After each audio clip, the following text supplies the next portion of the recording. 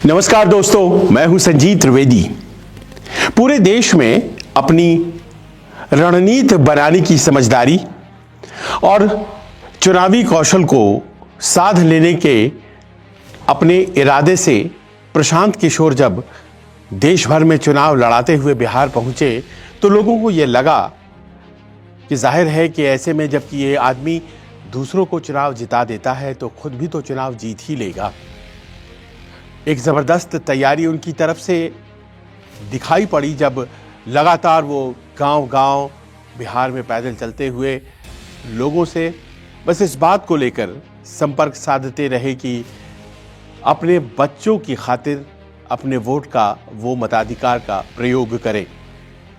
उन्होंने बार बार इस बात को कहा कि अपनी जाति, धर्म, इन सब वजहों से आप आज तक वोट करते आए हैं, लेकिन एक बार अपनी बच्चे के चेहरे को देख लीजिए और उसके हिसाब से वोट कीजिए, क्योंकि आप भले ही जाति और धर्म के विवादों में फंसे होते हैं, लेकिन होता यही है कि आपका लड़का 10-12 हज़ार रुपए की नौकरी करने के लिए केरल से पंजाब तक की सफ़र में व्यस्त रहता है। इस तरह की बातें कह करके प्रशांत किशोर ने अपने लिए एक ज़मीन तैयार की। प्रशांत किशोर वो नाम जो कि प्रधानमंत्री मोदी और मुख्यमंत्री नीतीश कुमार से जुड़े और उन्हें जीत दिलाई, ऐसा कहा जाता है।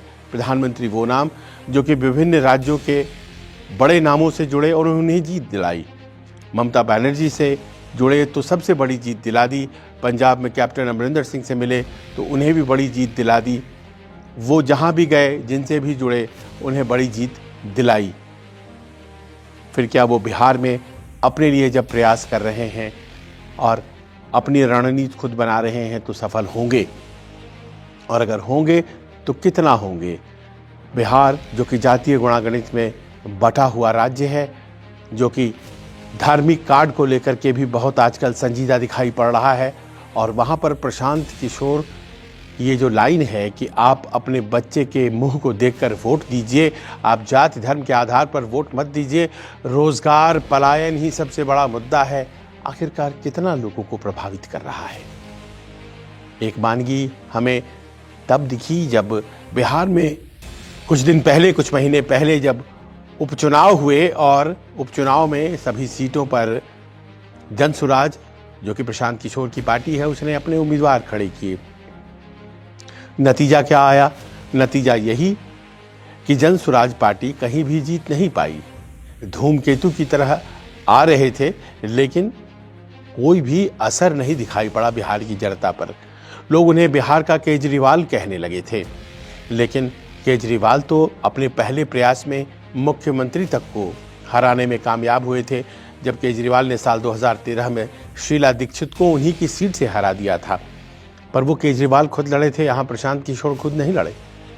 उसके बाद जब विवेचना हुई तो पाया ये गया कि 10% लोगों ने उन्हें वोट तो दिया। 10% लोगों के वोट की वजह से कहीं कहीं उन्होंने नतीजे बदल दिए और कहीं कहीं उन्होंने अपने उम्मीदवारों के जरिए जीतने वालों के मन में ऐसी डर और कंपन पैदा कर दी कि लगा जैसे कि वो चुनाव हार ही जाएगा। मेरी बात हो रही थी सुरेंद्र यादव से, जो कि सांसद हैं इस वक्त गया से, और बेलागंज उनकी सीट हुआ करती थी। उसी दौरान जब नतीजे आए थे तो मैंने उनसे पूछा कि क्या आपको लगता है कि इस बार जो आपकी हार हुई है, और वो भी 32 सालों बाद हार हुई है उस सीट से, तो उसमें आप कहेंगे कि एक प्रशांत किशोर का फैक्टर है जो काम कर रहा था? तो उन्होंने बड़ी साफगोई से इस बात को कहा कि अगर मैं ना बोलता हूँ तो मैं सत्य से परे हो जाऊँगा। ये हकीकत है कि उनकी वजह से मुझे नुकसान हुआ। वजह क्या थी? वजह ये थी कि सुरेंद्र यादव ने अपने बेटे को चुनाव लड़वाया था और प्रशांत किशोर ने एक मुस्लिम उम्मीदवार खड़ा कर दिया था। अगर आरजेडी कोई उम्मीदवार खड़ा करे और उसके सामने कोई मुसलमान उम्मीदवार खड़ा हो जाए तो फिर जाहिर है कि जो माइनॉरिटी वोट्स हैं, जो मुसलमानों के वोट हैं, वो बट जाएंगे और नतीजे कुछ भी आ सकते हैं। और वही हुआ। बेलागंज में सुरेंद्र यादव जो लगातार 3 दशकों से नहीं हारे थे, उनके बेटे चुनाव हार गए, बावजूद इसके कि ज़बरदस्त कोशिश लगाई थी सुरेंद्र यादव ने। वो एक ऐसे नेता हैं जिन्होंने लोकसभा चुनाव में, बाकी भले ही आरजेडी हर जगहों पे हार गई थी, लेकिन अपनी सीट सुरेंद्र यादव ने जीत ली थी।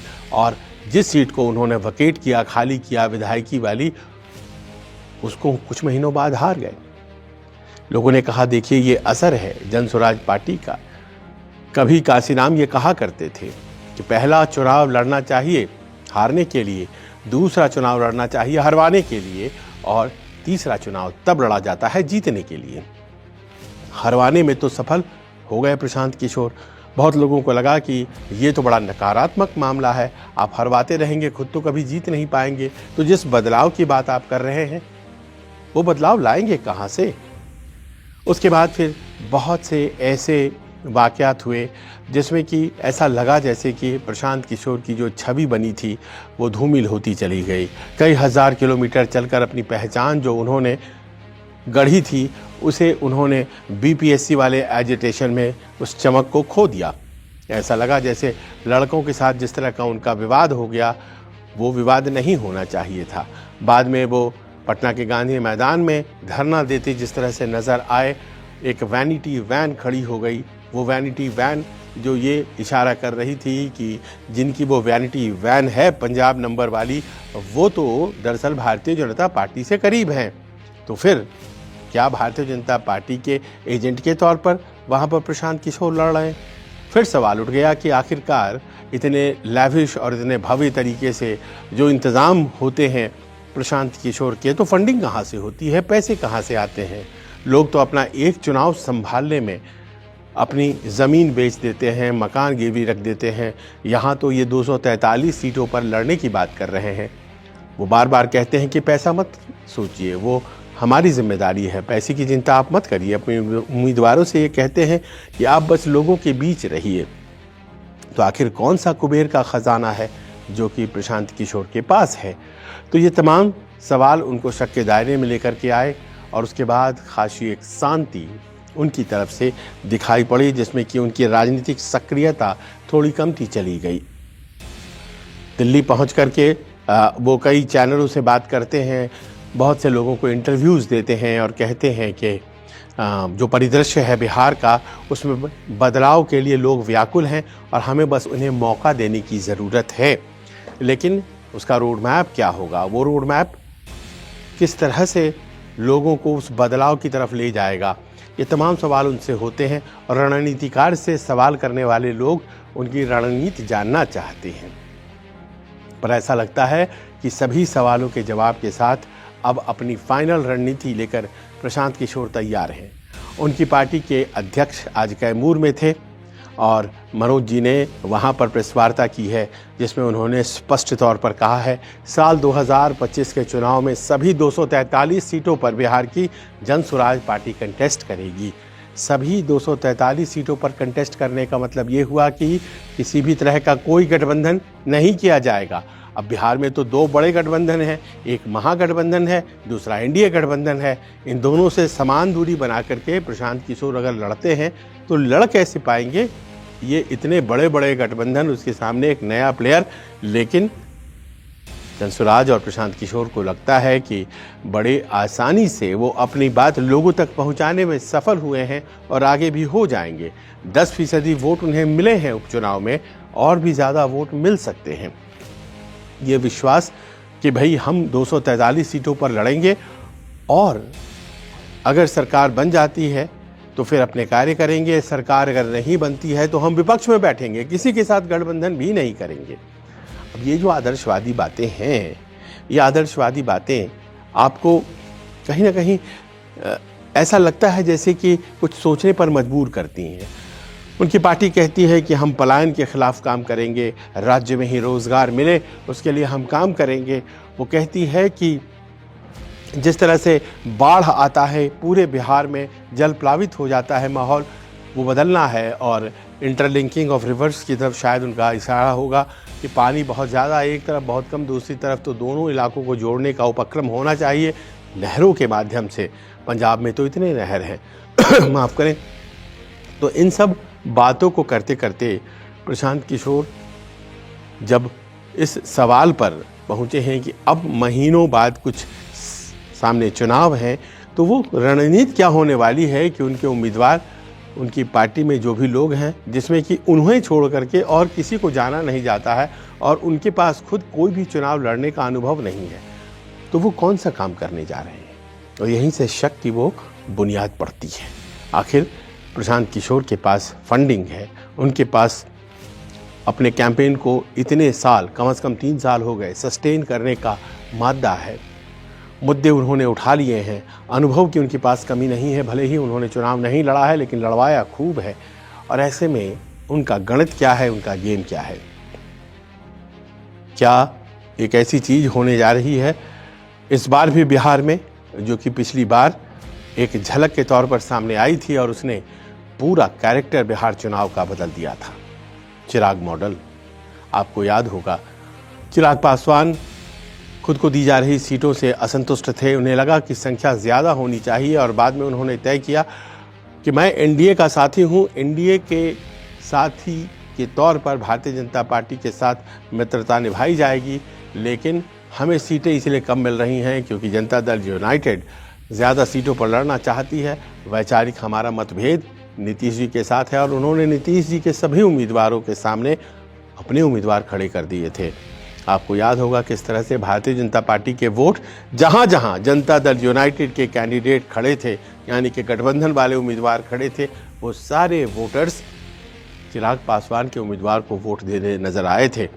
और चिराग पासवान भले ही 1 सीट जीत पाए, लेकिन उन्होंने 35-40 सीटों पर जनता दल यूनाइटेड को हरवाया था। और पहली दफ़ा वो पार्टी जो कभी 115 लेकर के आई थी, 2010 में मात्र 43 सीटें जेडीयू लेकर आ पाई थी। और उस वक्त से जो राजनीतिक रूप से कमज़ोरी अनुभव कर रही है, वो सिलसिला आज तक जेडीयू का ख़त्म नहीं हुआ है। इस बार चिराग पासवान एनडीए में हैं, सहयोगी हैं वो एनडीए के। जाहिर है कि वो चिराग मॉडल, चिराग पासवान तो नहीं चलेंगे। तो क्या इस बार ये भूमिका प्रशांत किशोर निभाने वाले हैं? क्या कुछ ऐसा होने वाला है जिसमें कि प्रशांत किशोर हर उस सीट पर चुनाव लड़ेंगे जहां पर इस बात की संभावना है कि वहां आरजेडी या जेडीयू के उम्मीदवार जीत सकते हैं या भारतीय जनता पार्टी के उम्मीदवार जीत सकते हैं, और कुछ ऐसा गणित बिगाड़ेंगे कि वहां जीतने वाला हारता हुआ नजर आएगा, जैसा कि पिछली दफ़ा चिराग मॉडल में हुआ था? क्या कुछ ऐसा होने जा रहा है? क्या जानबूझकर प्रशांत किशोर को सामने रखा गया है और ये किसी की चाल है क्या? क्या वो सीधे सीधे जब वो कहते हैं कि हम 40 मुस्लिम कैंडिडेट्स लड़ाएंगे, तो वो क्या जड़ नहीं खोद रहे? क्या इस तरह के लोगों की बात जो सामने आ रही है उनकी पार्टी से कि वो 40 अक़लियत के उम्मीदवार खड़े करेंगे, तो आरजेडी के खिलाफ अगर 40 मुस्लिम उम्मीदवार खड़े हो जाएंगे तो क्या ये कदम नहीं हो जाएगा?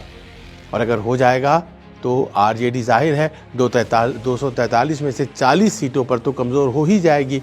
ये 40 सीटें कौन सी होने वाली है? जाहिर है मुस्लिम बहुल सीटें होने जा रही हैं। और ऐसे में अगर मुस्लिम बहुल सीटों पर एक जड़ सुराज का मुस्लिम उम्मीदवार वोट बांट देता है, तो स्थिति क्या फिर से वही बेलागंज वाली नहीं हो जाएगी, जहां पर राष्ट्रीय जनता दल के कद्दावर नेता हार गए?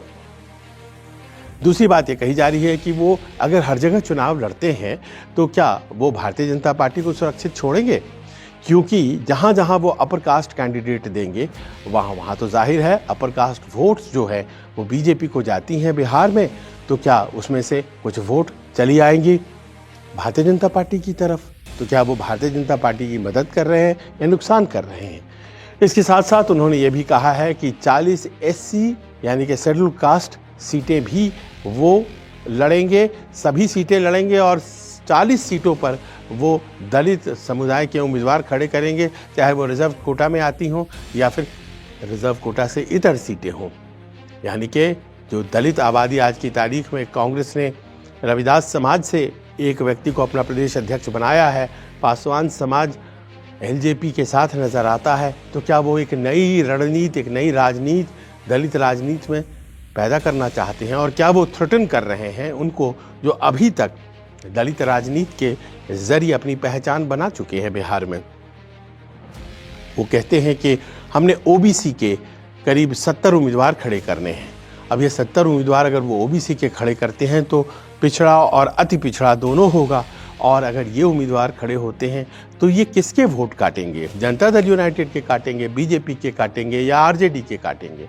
और क्या ये जो ऐलान है 150 सीटों के बारे में तो ऐलान हो चुका है, 40 मुसलमान उम्मीदवार, 40 दलित उम्मीदवार और 70 ओबीसी, तो ये उम्मीदवार दरअसल अगर जिस तरह से कहा जा रहा है खड़े हो जाते हैं तो क्या पूरी चुनावी फिजा बिगाड़ नहीं देंगे? बिगाड़ने के लिए बहुत ज़्यादा वोट तो नहीं चाहिए, 5, 10, 15 हज़ार, और इतने वोट अगर उनके उम्मीदवार लेकर के आ जाते हैं तो गुणागणित बिहार का बिगड़ नहीं जाएगा। वो भले जीते नहीं लेकिन हरवाएंगे बहुत जगहों पर। ये संकल्प अगर जनसुराज का है तो फिर आने वाले दिन बिहार चुनाव में जाहिर है उनको चिंता दे रहे होंगे, जो सरकार बनाने के दरवाजे पर खड़े हैं, दस्तक दे रहे हैं, चाहे बात वो महागठबंधन के तेजस्वी यादव की हो रही हो या फिर नीतीश कुमार की हो रही हो, एनडीए के सीएम पद के जो प्रत्याशी आज की तारीख में कहे जा रहे हैं। प्रशांत किशोर किसकी लाइन ले रहे हैं? प्रशांत किशोर करना क्या चाहते हैं?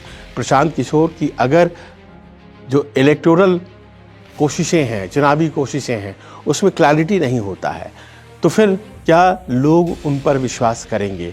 देखिए, बड़ा स्पष्ट भाव रखना पड़ता है। चिराग पासवान ने ये स्पष्ट कर दिया था कि वो भारतीय जनता पार्टी के खिलाफ नहीं हैं, जनता दल यूनाइटेड के उम्मीदवारों के खिलाफ हैं, तो उन्हें समर्थन मिला था और अच्छा खासा समर्थन मिल गया था। लेकिन यहाँ पर अगर वो अपनी ज़मीन बनाना चाहते हैं, और लोग जानते हैं कि ज़मीन बनाना बहुत आसान नहीं है बिहार में, तो क्या वो किसी का नुकसान करने आए हैं? और अगर नहीं भी आए हैं तो इस तरह के आरोप जो लगते हैं उसका वो जवाब क्या देंगे? संभव है कि प्रशांत किशोर अपने मन में एकदम निर्दोष, पाप रहित हों और वो सचमुच बिहार में बदलाव की क्रांति लाना चाहते हों, लेकिन जिस तरह से उनकी कोशिशों को इंटरप्रेट किया जाएगा उसका उन्हें जवाब देना ही पड़ेगा। वो वोट कटवा बन जाएंगे, वो किसी एक पक्ष के लिए काम करते हुए नजर आएंगे, वो चुनावी फिजा बिगाड़ देने के लिए डिसरप्टर की तरह बिहार चुनाव में उतरेंगे। आखिरकार इन सवालों का प्रशांत किशोर आने वाले दिनों में जवाब देते हैं या नहीं देते हैं, इंतजार इस बात का रहेगा। आपको कैसा लगा ये न्यूज़ वीडियो? अपने कमेंट्स के जरिए हमें ज़रूर बताइए। नमस्कार, मैं हूं मानक गुप्ता। अगर आपको हमारा ये वीडियो पसंद आया हो तो इसे लाइक और शेयर जरूर करें, और हाँ, हमें सब्सक्राइब और फॉलो करना ना भूलें ताकि आप देश और दुनिया की कोई खबर मिस ना करें। तो जुड़े रहिए हमारे साथ और देखते रहिए News 24।